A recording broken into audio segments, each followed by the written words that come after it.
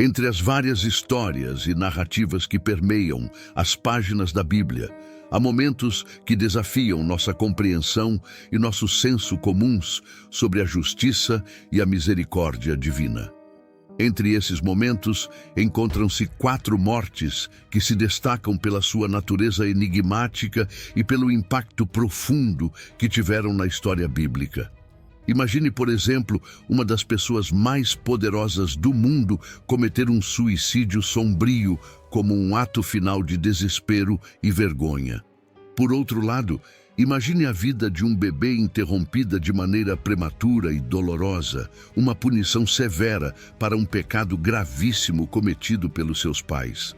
Considere também a transformação de um ser humano em um objeto inanimado, uma metamorfose que parece desafiar as leis naturais e da ciência, lançando uma sombra sobre o conceito de justiça. Esses são exemplos das situações que vamos estudar e descobrir no vídeo de hoje. Antes de começar, quero saber se vocês já conseguiram identificar de quem são essas mortes da introdução. Deixe nos comentários a resposta. Quero saber como está o nível de conhecimento de você. E agora, vamos para o vídeo.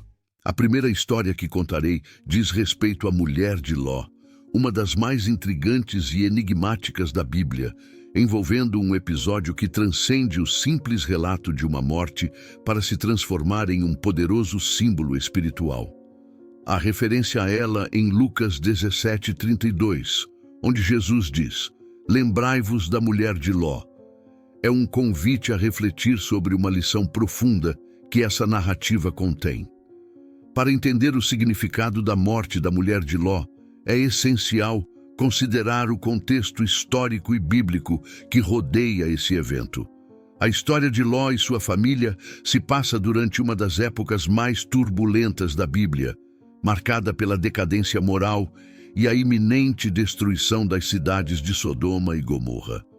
Ló, sobrinho de Abrão, mais tarde conhecido como Abraão, havia escolhido viver em Sodoma, uma cidade conhecida por sua perversidade e corrupção.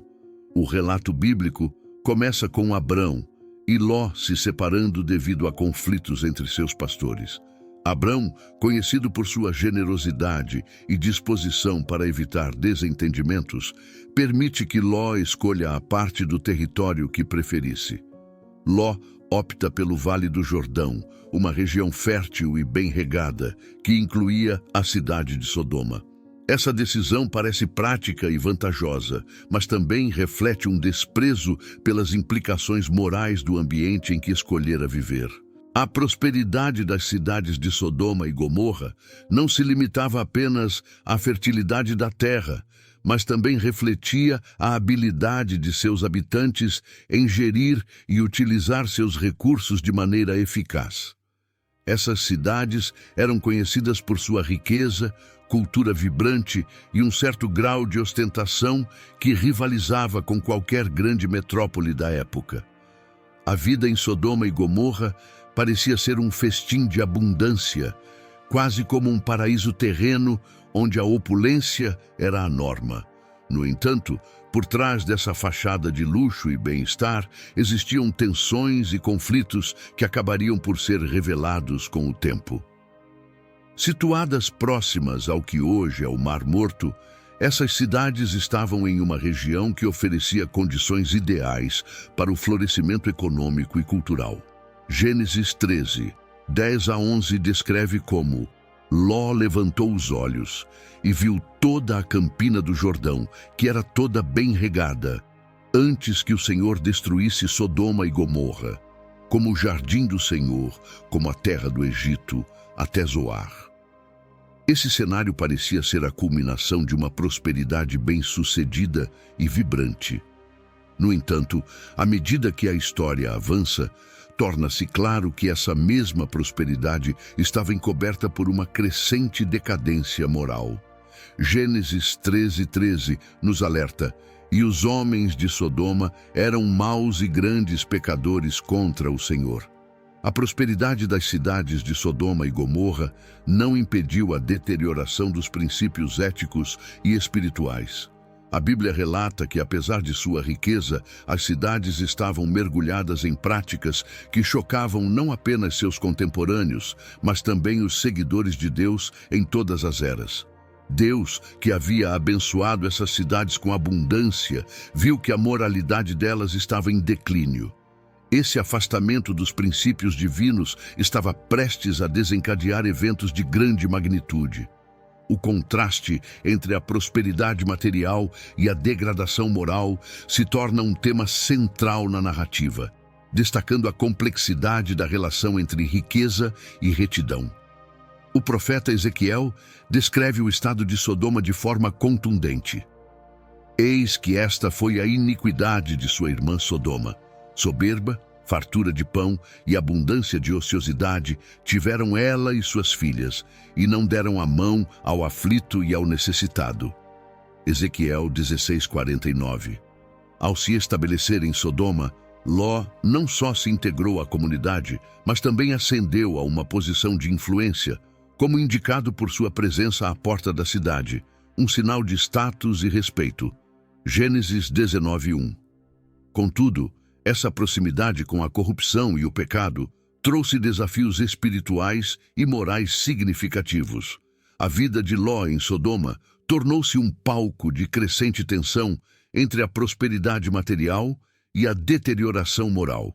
A corrupção endêmica da cidade, ao invés de ser um obstáculo, parecia alimentar uma crescente necessidade de intervenção divina. Foi nesse cenário catastrófico que Ló foi escolhido por Deus para receber 2 anjos enviados a Sodoma. A chegada desses mensageiros marca o início de uma série de eventos que conduzem ao severo julgamento de Deus sobre as cidades de Sodoma e Gomorra. Quando os anjos chegam, a situação rapidamente se deteriora. Os homens de Sodoma cercam a casa de Ló, exigindo que ele entregue os visitantes para que possam conhecê-los. Gênesis 19:5. Este ato de perversidade e violência ilustra de maneira clara a corrupção moral que havia dominado a cidade. Na tentativa desesperada de proteger os visitantes, Ló faz uma oferta chocante. Ele oferece suas próprias filhas aos agressores, revelando a profundidade da crise moral em que se encontrava. Tirei-as para vocês, Ló implora, e façam com elas o que quiserem. Gênesis 19:8. Esse gesto extremo demonstra até onde a moralidade de Ló estava sendo desafiada pelo ambiente corrupto de Sodoma. No entanto, os anjos intervêm, cegando os agressores e impedindo que cumpram suas intenções malignas. Gênesis 19:11. Com a situação em rápida deterioração, os anjos informam a Ló sobre o plano de Deus para a destruição iminente de Sodoma e Gomorra. Eles lhe ordenam para fugir com sua família, deixando claro o caráter urgente da situação. Escapa por tua vida. Não olhes para trás, nem pares em toda esta campina. Escapa para o monte para que não pereças. Gênesis 19:17. A ordem para não olhar para trás é um reflexo da gravidade do julgamento divino e da necessidade imperiosa de escapar da destruição. Apesar da clareza da instrução, Ló inicialmente hesita em abandonar a cidade. Gênesis 19:16 nos diz: Ló, porém, demorou-se. Esse detalhe indica que, mesmo diante do iminente desastre, Ló não se moveu imediatamente. Sua hesitação pode ser vista como uma representação da dificuldade emocional de deixar para trás tudo o que conhecia e uma possível falta de plena compreensão da gravidade do que estava por vir. Observando sua hesitação, os anjos agem com misericórdia e ajudam Ló em sua fuga. O texto bíblico descreve como os anjos, vendo a hesitação de Ló, pegaram pela mão a ele e a sua esposa e as suas 2 filhas, por causa da misericórdia do Senhor para com ele. Gênesis 19:16. Essa intervenção divina evidencia o profundo cuidado de Deus, mesmo diante da corrupção e do pecado. Enquanto Ló e suas filhas seguiam as instruções dos anjos e se dirigiam para a cidade de Zoar, a esposa de Ló desobedeceu à ordem divina de não olhar para trás. E é aqui que acontece a nossa primeira morte misteriosa. Essa simples, mas fundamental instrução revelava a necessidade de total desapego do passado e das velhas práticas de Sodoma. No entanto, movida por uma curiosidade fatal ou pelo apego ao que deixava para trás, a esposa de Ló lançou um último olhar para a cidade em ruínas. A consequência de sua desobediência foi imediata e severa. A Bíblia relata em Gênesis 19:26 que a mulher de Ló olhou para trás e ficou uma estátua de sal. Este evento não é apenas uma manifestação literal de punição, mas também um símbolo profundo das implicações espirituais de sua falta de fé e obediência. A transformação em uma estátua de sal serve como um poderoso lembrete da importância de seguir fielmente as instruções de Deus e a necessidade de se afastar completamente dos caminhos do pecado e da corrupção. Esse episódio sublinha a gravidade do desvio das ordens divinas e a profunda relação entre obediência e salvação. O ato de olhar para trás, simbolizando uma hesitação em deixar para trás a corrupção e o pecado, resultou em uma punição que perpetuaria sua condição de desobediência, congelada em um estado de sal, como um eterno monumento ao erro cometido. A transformação em uma estátua de sal serve como uma metáfora poderosa para a condenação de quem não consegue se desvincular das coisas que Deus condenou. O sal, um elemento usado frequentemente na antiguidade como conservante, simboliza a preservação do erro e da falha em vez da purificação e renovação que Deus oferece. Sua transformação em sal não é apenas um castigo físico, mas um sinal de que ela permaneceu eternamente no estado de sua desobediência, um eterno monumento à sua falha em se afastar do pecado. Este evento ressalta a importância crucial da obediência às instruções de Deus. A desobediência não é vista como um simples erro, mas como um ato de rejeição das diretrizes divinas, o que pode levar a consequências severas. Em um nível espiritual, a recusa em seguir as ordens de Deus reflete uma resistência à transformação e à redenção oferecidas por Ele. A desobediência da mulher de Ló demonstra que não há espaço para dúvidas na relação com Deus. O ato de olhar para trás simboliza um apego ao passado e uma dificuldade em abandonar os pecados e os velhos caminhos. É uma ilustração clara de como a hesitação e o apego ao que é pecaminoso podem resultar em consequências irrevogáveis. A lição moral é profunda e relevante para os crentes em todas as eras. O apego ao passado e a resistência em se afastar do pecado são temas recorrentes na espiritualidade cristã. A mulher de Ló representa todos aqueles que, embora possam estar fisicamente separados de uma vida de pecado, ainda não conseguiram se desapegar completamente de seus valores e comportamentos antigos. Seu olhar para trás é um símbolo da dificuldade humana em abandonar completamente aquilo que foi deixado para trás, e serve como um alerta sobre os perigos de não se dedicar inteiramente à transformação espiritual. A história da mulher de Ló, portanto, não é apenas um relato de punição divina, mas uma poderosa mensagem sobre a importância de seguir fielmente as instruções de Deus e a necessidade de uma separação total do pecado. A transformação dela em uma estátua de sal nos convida a refletir sobre nossa própria disposição de deixar o passado para trás e abraçar a renovação oferecida por Deus, sem olhar para trás com arrependimento ou hesitação. Nossa segunda morte misteriosa está registrada na A História de Ananias e Safira e é um dos episódios mais dramáticos e enigmáticos do Novo Testamento, retratando questões profundas sobre integridade e honestidade. O contexto desta narrativa é a vida comunitária da primeira igreja cristã em Jerusalém, onde os primeiros cristãos compartilhavam suas posses e recursos com generosidade. Atos dos Apóstolos descreve como os crentes estavam unidos em um espírito de comunhão e solidariedade, vendendo propriedades e colocando o produto à disposição dos apóstolos para distribuição equitativa entre os necessitados.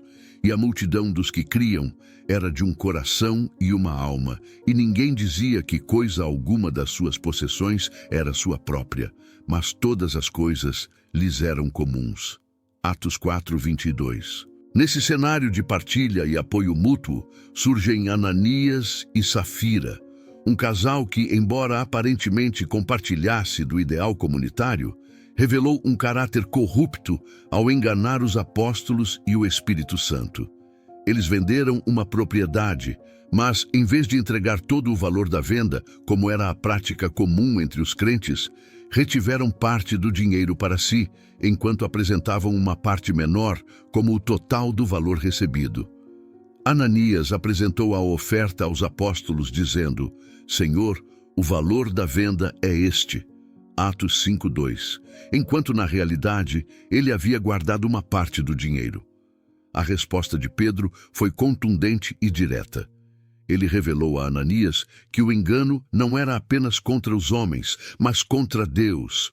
Pedro disse: Ananias, por que mentiste ao Espírito Santo retendo parte do preço do campo? Atos 5:3. Pedro prossegue, explicando que a mentira de Ananias não era uma simples falsidade para com os apóstolos, mas uma afronta ao Espírito Santo, que é o próprio Deus. A revelação de Pedro traz uma luz sobre a seriedade do pecado cometido, mostrando que a integridade diante de Deus não é apenas uma questão de cumprimento de regras, mas de sinceridade e verdade em relação ao que se oferece. A consequência imediata foi a morte de Ananias, que caiu morto ao ouvir as palavras de Pedro. O evento não só deixou um impacto profundo na comunidade, mas também serviu como um aviso sério sobre a gravidade do pecado de engano. Cerca de 3 horas depois, a esposa de Ananias, Safira, chegou sem saber do que havia acontecido com seu marido. Pedro a confrontou com a mesma pergunta, e ao ela confirmar a mentira de Ananias, também caiu morta. Então, imediatamente caiu aos pés dele e expirou. Atos 5:10. O episódio de Ananias e Safira não é meramente uma história de punição divina, mas uma poderosa lição sobre a importância da honestidade e da integridade dentro da comunidade de fé. A gravidade das mortes serve para sublinhar que a verdade e a transparência são fundamentais no relacionamento com Deus. A história de Ananias e Safira oferece lições espirituais e morais profundas que reverberam através dos tempos. Este episódio não é apenas um relato de desonestidade e julgamento, mas um estudo sobre a importância da integridade espiritual e a seriedade das ofensas contra o Espírito Santo. A primeira lição crucial que emerge da história é a importância da sinceridade e da transparência na vida cristã. Ananias e Safira tentaram enganar a comunidade e os apóstolos, apresentando uma imagem de generosidade que não correspondia à realidade. Eles não estavam apenas mentindo para os homens, mas estavam desafiando o próprio Deus. Isso nos ensina que a verdadeira adoração e compromisso com Deus não podem ser superficialmente manifestados. Devem vir de um coração sincero e honesto. A tentativa de enganar a comunidade de fé não é apenas um problema de ética social, mas uma ofensa direta ao Deus que conhece o coração e as intenções. A segunda lição é a gravidade do pecado contra o Espírito Santo. Em Mateus 12:31-32, Jesus fala sobre a blasfêmia contra o Espírito Santo, afirmando que ela não será perdoada. A mentira de Ananias e Safira não foi um erro simples, mas um desafio à santidade e ao poder do Espírito Santo, que estava operando poderosamente na igreja primitiva. O episódio sublinha que Deus não tolera a falsidade e o engano em sua presença, especialmente quando se trata de adoração e compromisso com Ele. A resposta imediata e severa de Deus a essa desonestidade demonstra que Ele exige pureza e verdade de seus seguidores. Além disso, a história também nos ensina sobre a importância da disciplina na comunidade de fé. O julgamento que recaiu sobre Ananias e Safira teve um efeito dissuasivo na comunidade cristã. A história revela como a integridade e a honestidade são essenciais para o bem-estar espiritual da comunidade e como a falha em manter esses princípios pode corromper a vida comunitária e a missão da igreja. O relato gerou um temor profundo entre os crentes, não apenas pelo evento em si, mas pelo reconhecimento da seriedade das ações de Deus em resposta à desonestidade. E houve grande temor sobre toda a igreja e sobre todos os que ouviram falar desses acontecimentos. Atos 5:11. Finalmente, a história de Ananias e Safira é um alerta para todos os crentes sobre a necessidade de uma vida de obediência genuína e de um coração alinhado com os valores de Deus. A tentativa de aparentar algo que não se é, de mostrar uma devoção que não é verdadeira, é o cerne do engano e da mentira. A mensagem é clara. Viver em integridade é essencial para manter uma verdadeira relação com Deus e para garantir que nossa adoração e serviço sejam aceitos por Ele. Em terceiro lugar, a morte do rei Saul é um episódio que encerra de forma trágica e dramática a história do primeiro rei de Israel. O relato, encontrado em Samuel 31, encerra um período turbulento e cheio de conflitos na história de Israel, destacando o fracasso de um reinado que começou com promessas de grandeza, mas terminou em desespero e derrota. A narrativa não apenas descreve a morte de Saul, mas também oferece profundas lições sobre orgulho, desobediência e o preço do afastamento de Deus.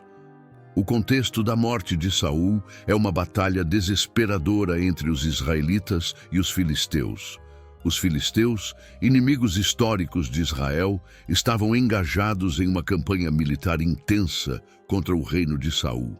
A batalha aconteceu no Monte Gilboa, e as forças israelitas estavam em uma posição desesperadora. O rei Saul e seus filhos enfrentavam uma situação crítica, e como revelado na narrativa, a derrota era iminente. Saul, atormentado pelo medo e pela falta de esperança, buscou consolo em uma última tentativa desesperada. Em uma das passagens mais sombrias da Bíblia, Saul procurou uma médium em Endor para invocar o espírito do profeta Samuel, apesar de ter previamente banido os adivinhos e necromantes do reino. Este ato de desespero não apenas revela a profundidade da angústia de Saul, mas também a sua completa ruptura com os preceitos de Deus que proibiam tais práticas. A aparição de Samuel confirmou que Saul havia perdido o favor de Deus e que seu reinado estava condenado, anunciando a derrota iminente.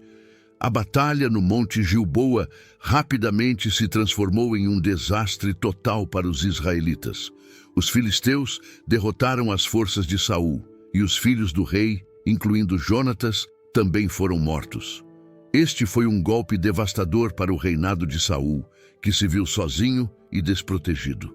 A derrota não foi apenas uma questão militar, mas um reflexo do fracasso espiritual e moral de Saul. O rei, que deveria ser o líder escolhido por Deus, estava agora no centro de uma desgraça nacional e pessoal. Diante da iminente captura pelos filisteus e da vergonha que isso representaria, Saul tomou uma decisão desesperada e final. Ele se lançou sobre sua própria espada, cometendo suicídio no campo de batalha. O ato de Saul é descrito com detalhes sombrios em 1 Samuel 31, 4-5. Então disse Saul ao seu escudeiro: Tira a tua espada e atravessa-me com ela, para que não venham estes incircuncisos e me atravessem e escarneçam de mim. Porém, o escudeiro não queria porque tinha muito medo. Então tomou Saul a sua espada e lançou-se sobre ela. Este ato desesperado é um reflexo do desespero de Saul e de seu fracasso em encontrar esperança ou redenção. A morte do rei Saul é um episódio carregado de mistérios e lições espirituais que ecoam através dos tempos. Este evento não apenas marca o fim do reinado de Saul, mas também serve como um poderoso aviso sobre as consequências do orgulho, da desobediência e do afastamento de Deus. Um dos principais mistérios dessa narrativa é o colapso abrupto de um reinado que começou com grande esperança e promessa. Saul foi o primeiro rei de Israel, ungido por Deus através do profeta Samuel. Inicialmente, seu reinado foi marcado por vitórias e promessas de grandeza. No entanto, sua trajetória foi marcada por uma série de escolhas erradas e desobediência às ordens divinas. O contraste entre seu início promissor e sua queda final é um enigma que leva a uma reflexão profunda sobre a natureza da liderança e a responsabilidade espiritual. A batalha no Monte Gilboa, onde Saul encontrou sua morte, é um cenário de desespero e derrota. A derrota de Israel e a morte de seus filhos, incluindo Jonatas, são aspectos trágicos que sublinham a gravidade da situação. A presença do grande rei Saul no campo de batalha, em um estado de desespero e medo, é um reflexo do seu afastamento de Deus e da perda de sua liderança e proteção divinas. O fato de que Saul recorreu à necromancia, consultando a médium de Endor para invocar o espírito de Samuel, destaca sua desesperança e o distanciamento completo de Deus, que havia previamente proibido tais práticas.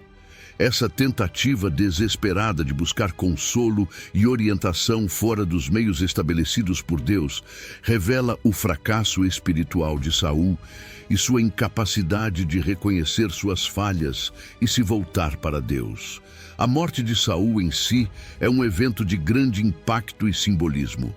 Seu suicídio não é apenas o clímax de uma vida marcada pela desobediência, mas também um reflexo sombrio das consequências de se afastar dos caminhos de Deus. A falta de coragem de Saul para enfrentar a derrota e a sua escolha de morrer por suas próprias mãos sublinham a tragédia de sua vida e reinado. As lições espirituais e morais que surgem dessa história são inúmeras e abrangentes. O orgulho e a autossuficiência de Saul, que o levaram a desobedecer às ordens de Deus e a tomar decisões erradas, são aspectos centrais da narrativa. Saul começou seu reinado com um espírito humilde e obediente, mas à medida que seu poder cresceu, ele se afastou de Deus e tornou-se teimoso e presunçoso. Sua recusa em aceitar a correção e o conselho de Samuel, bem como sua tentativa de controlar o destino por seus próprios meios, são claros exemplos de como o orgulho e a falta de humildade podem destruir até mesmo os líderes mais promissores. Além disso, a história de Saul serve como um alerta sobre a importância de ouvir e obedecer a Deus. A falha de Saul em seguir as instruções divinas e sua tentativa de buscar soluções fora da vontade de Deus levaram à sua queda e à destruição de sua dinastia. A narrativa ressalta a necessidade de humildade, arrependimento e obediência contínua a Deus, e como a falta dessas qualidades pode ter consequências desastrosas. Em última análise, a morte de Saul é um poderoso lembrete das consequências de afastar-se de Deus e da importância de viver uma vida de integridade e fé. O episódio oferece uma reflexão profunda sobre a liderança, a responsabilidade espiritual e o impacto das escolhas pessoais na vida e no destino de uma nação. Nossa última história é a morte do filho de Davi e Batseba, descrita em 2 Samuel 12:15-18, um episódio carregado de profundidade emocional e teológica, refletindo a complexa relação entre pecado, arrependimento e misericórdia divina. O contexto desta narrativa está enraizado em um dos momentos mais sombrios da vida do rei Davi. Um episódio que revela a seriedade do pecado e a natureza da justiça e da misericórdia de Deus. No alto de seu palácio, o rei Davi se levantou de seu leito e caminhou pelo terraço, contemplando a cidade que governava com tanto amor e zelo. Era uma tarde serena, e o ar estava perfumado com o aroma de jasmim e incenso, trazendo um senso de tranquilidade à paisagem. Enquanto Davi observava o horizonte, algo inesperado e fascinante capturou sua atenção de forma irresistível. No pátio abaixo, uma mulher estava se lavando. Seus movimentos eram elegantes e a água cintilava em sua pele sob a luz dourada do sol poente. Davi ficou paralisado, hipnotizado pela beleza incomparável daquela mulher. A Bíblia descreve esse momento com simplicidade e profundidade. E aconteceu à tardinha que Davi se levantou do seu leito e andava passeando no terraço da casa real. E viu do terraço a uma mulher que se estava lavando. E era esta mulher muito formosa à vista. Segundo Samuel 11:2. Davi, um homem de grande poder e prestígio, sentiu uma atração intensa por Batseba. Sem hesitar, ele tomou uma decisão que teria repercussões devastadoras. O rei enviou mensageiros para buscar Batseba e trazê-la ao palácio, ignorando as implicações morais e éticas de sua ação. Ao receber a convocação do rei, Batseba deve ter experimentado uma mistura de surpresa, confusão e temor. O chamado real não era algo que pudesse ser recusado, e enquanto se preparava para ir ao palácio, seus pensamentos provavelmente se agitaram com dúvidas e incertezas. A ordem do rei era irrevogável, e o destino a levava para um encontro que mudaria suas vidas para sempre. Ao adentrar nos grandiosos corredores do palácio, iluminados apenas pelas tochas que lançavam sombras dançantes nas paredes, Batseba sentiu o peso das expectativas e da situação que a envolvia. O brilho das tochas não podia dissipar as sombras de suas dúvidas e medos. Uma mulher de honra, Batseba se viu agora em uma posição vulnerável, confrontada com o poder e o desejo do rei. Após o primeiro encontro, a relação entre Davi e Batseba evoluiu para uma ligação proibida e intensa. O rei, profundamente encantado pela beleza e pelo magnetismo de Batseba, começou a procurá-la em segredo, permitindo que uma paixão crescente tomasse conta de seus pensamentos e ações.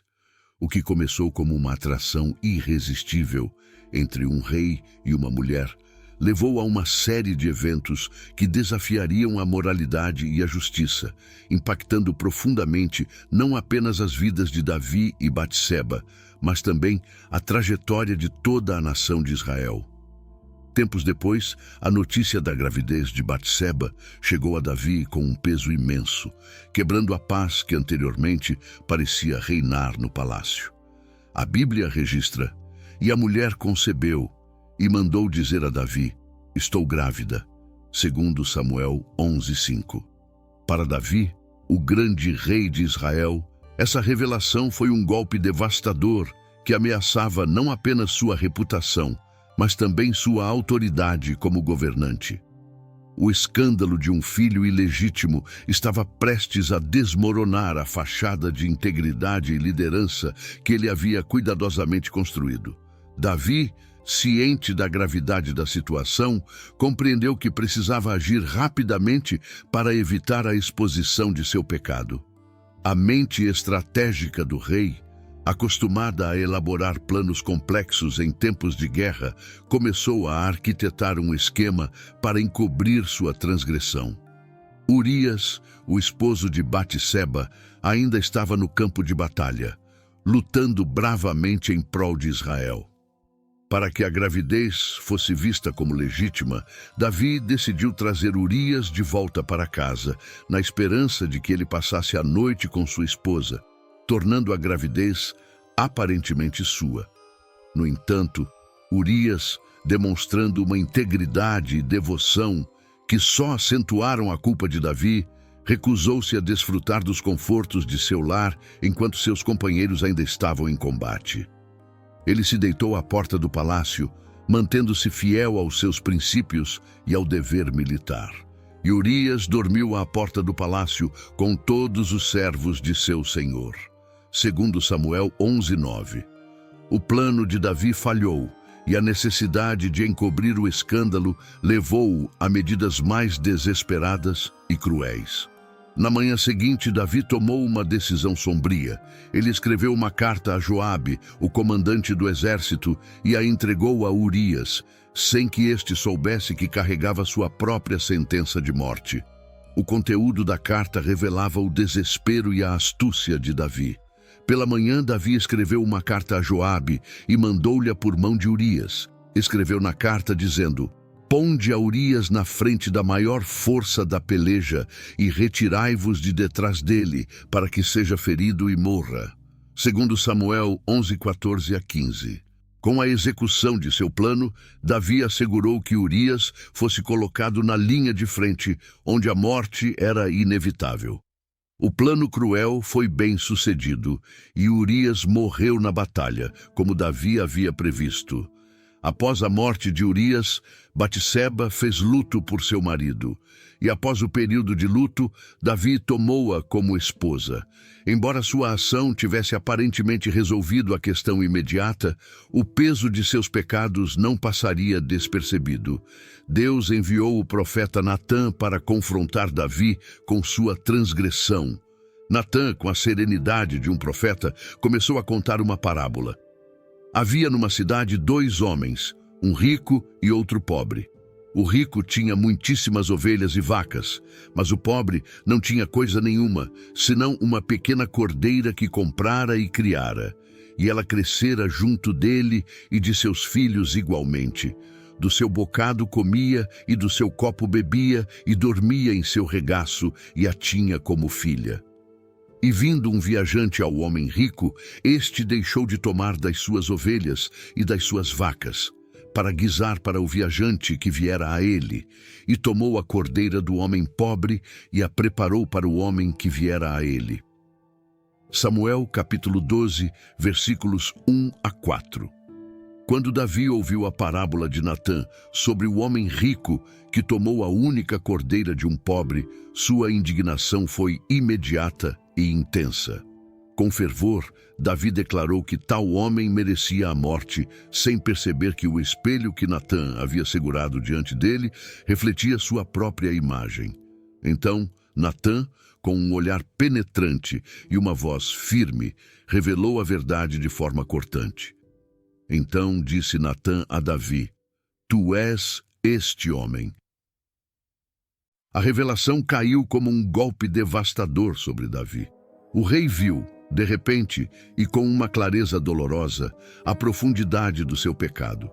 Ele era o homem rico que, em seu abuso de poder e confiança, havia tomado a única cordeira de um pobre, traindo a justiça e a compaixão. A verdade revelada por Natã trouxe à tona as consequências divinas inevitáveis. O confronto expôs a verdadeira condição do coração de Davi e a seriedade das suas ações. Davi, confrontado pela dura realidade e pelo peso de sua culpa, foi consumido por um profundo sentimento de arrependimento. O orgulho e a autoridade que ele ostentava como rei foram substituídos por um sentimento esmagador de culpa e um desejo sincero de buscar o perdão de Deus. Com o coração esmagado pela consciência de seu pecado, Davi clamou ao Senhor em um lamento sincero e angustiado. Tem misericórdia de mim, ó Deus, segundo a tua benignidade. Apaga as minhas transgressões, segundo a multidão das tuas misericórdias. Lava-me completamente da minha iniquidade e purifica-me do meu pecado. Salmo 51, versículo 1 a 2. Este salmo, uma das mais profundas expressões de arrependimento na Bíblia, reflete a dor e o remorso genuínos de Davi, bem como sua esperança na infinita misericórdia de Deus. Apesar de seu arrependimento sincero e do clamor por perdão, as consequências de suas ações não foram evitáveis. Natã, como mensageiro de Deus, esclareceu que o pecado de Davi não ficaria sem punições. Agora, pois, não se apartará a espada jamais da tua casa, porquanto me desprezaste e tomaste a mulher de Urias, a hitita, para que te fosse mulher.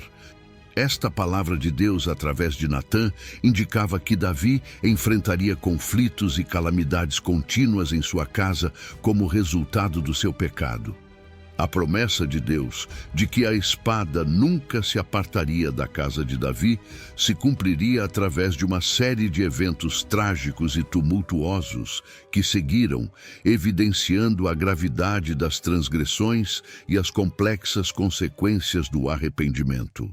O primeiro filho de Davi e Batseba, que nasceu do adultério, foi acometido por uma doença grave logo após seu nascimento.